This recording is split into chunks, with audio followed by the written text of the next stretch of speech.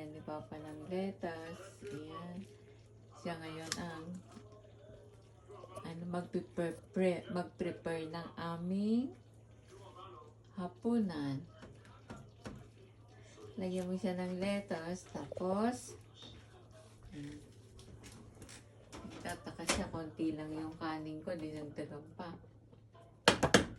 Kuroy at kuro ne? Kuroy. Bakit? Ayan, ganyan ang maglagay. Ayos. Ay.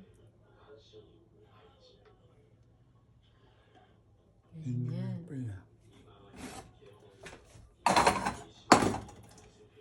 Ganyan siya maglagay. O, diba? Eto na. Tapos lalagyan din niya yung ayan, yung ganyan. Thank you, Agari.